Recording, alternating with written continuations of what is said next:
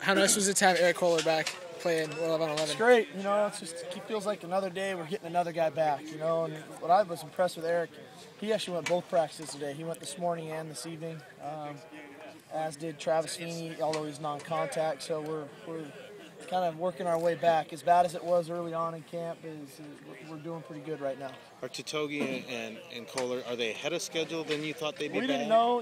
Everybody's body's different. You just see how they respond, and they've responded well to it. Again, Thomas is somebody I left out as well to have him back. He did both practices today as well. So, it's just good to start to get healthy again and to have the depth back a little bit and not get new injuries. So we're on the mend. With Kohler coming back, you've had those same 5 guys working for so long.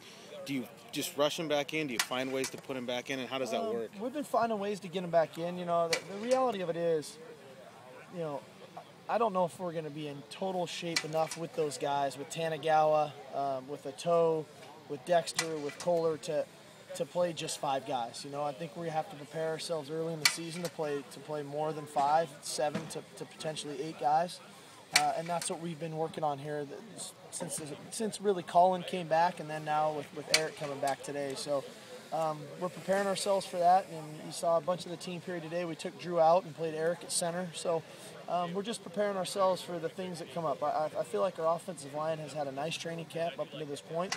Now with more healthy bodies, the expectations should only become greater. I think we'll perform even better with the lack of fatigue.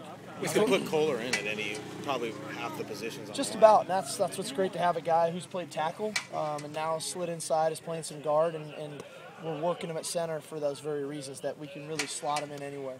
How nice is it to have that flexibility on the line with those guys? Well, it's great. It's taking us, we were talking about last night as a staff, getting ready for today with Eric coming back. It's taken us 4 years to get to this point, through recruiting and battling some injuries and playing some walk-ons and different guys early on. But to be at this point now where we really, when we go on the road, we're going to bring 10 linemen. They're all healthy and they're all good players, and we're still redshirting a good group of guys. And so this is where you're supposed to be, and it just took us a little while to get here. Have you decided on those red shirts, or do you not plan to No, make we that? won't do that till the end of the week. Okay. Have you game planned at all, Steve, for San Diego State? Yes.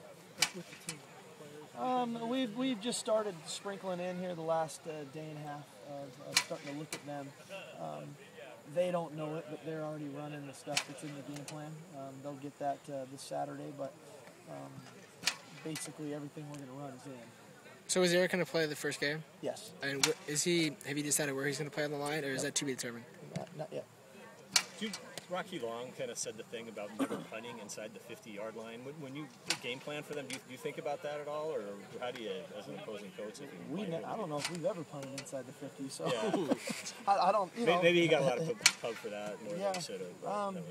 Yeah, it sounded a little bit like it may have gotten taken out of context a bit, to where it got played up that he was never going to punt. And the reality of it is, you cross the 50, the kicking game is very intriguing, especially when you start getting into the 40 and the high 30s and, trusting punters and kickers, and what do you gain from really punting from the 32 or the 35-yard line? I mean, is 12 yards really that much if it goes into the end zone? So that it's always a unique challenge, and we've gone for it quite a bit in those scenarios, and you have to play for that's what the opponent's going to do anyway. So I don't know how much that's really going to change in our defensive calls.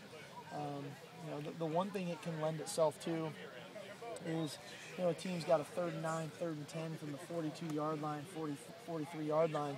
You can really be willing to run the football in that scenario to get yourself into a 4th and 3, 4th and 4 situation, that much more manageable 4th down scenario. So that's what you have to be prepared for. But at the end of the day, you got to get a 3rd down stop if you want to try to get a 4th down stop, and so you got to win on 3rd down. And have the new kickoff rules this year changed much of what you've done with camp, and I mean, you had to practice for those a whole lot more? Well, the rule, the rule of the guys having to stay within the 5-yard radius from where the ball is, I think, really changes a lot. And then obviously the onside kick now, with the ball being able to hit the ground and come up, and you still have the ability to fair catch, I think changes some scenarios in the onside kick area. So we've had to work those two things quite extensively.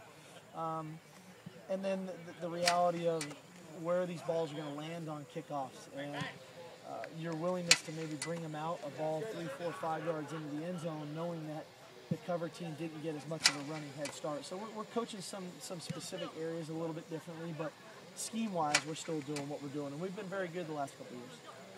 You played a lot of receivers in camp. You play a lot during games. Have you decided what number you would play coming into that game? 4 or 5? We'll do that here in the next day or two, as we get ready for our own mock game, really our final preseason game over at CenturyLink, and we'll have a good rotation in place, like we do, probably a better one than we've had in the past, and also have our emergency guys ready that can basically play any spot. When a guy taps his helmet, they know to go in. So. We've been preparing for those scenarios, but we'll finalize them here in the next couple of days. But your comfort level with some of these young kids, if they had to go into a game right now? Yeah, and I think I'll be even more comfortable with them, and they'll be even more comfortable when we really pare down all the stuff we have in and show them, hey, these are the plays we're running in this game, and we won't call anything else. I think they'll feel more comfortable in studying and knowing that they know what to do. Has Curse or Jamora had their surgeries yet? I'm sorry. Curse or Jamora, have they had their surgeries yet? Curse has had his surgery. He had his surgery, the same day that James Johnson had his. So I'm sorry, I don't remember what day that was. This is kind of like Groundhog Day for me. But what day of the week is it? Tuesday. Okay, Tuesday. 21st.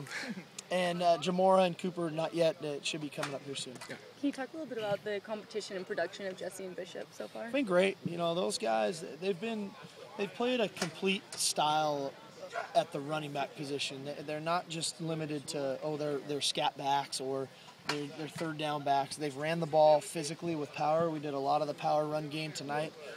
They ran the ball well there. They've pass protected extremely well. I think they've both taken on a very professional approach to this training camp and are working at it. And I couldn't be more happy really with their production. Their mental mistakes have been minimal at best. I mean, they really have just been locked in, and they're in great physical shape, and they're working well with one another. So, we'll continue down that road. How have they been professional? Can you kind of expand on that? I think that they're just in their physical preparation. They're fit, ready to go. Mentally, they aren't making mental mistakes, and we put a lot on our backs, whether it's in their alignments, their assignments, in route running, the types of runs. Then you get into pass protection, their technique they're using there, and they're having fun with camp, but there's a sense of seriousness to both of them right now, which I think is good. It looked like Shax was working with the linebackers a little bit. How important is it in that kind of hybrid role that he gets some work with that? Well, I think it's important, especially in our run fits. As teams try to use different shifts and motions and formations that force him to slide into the box, to have to play in the box. It's understand our fits. It's not about his ability to tackle or to close. It's truly understanding his gap and the gap integrity within the defenses to make his plays.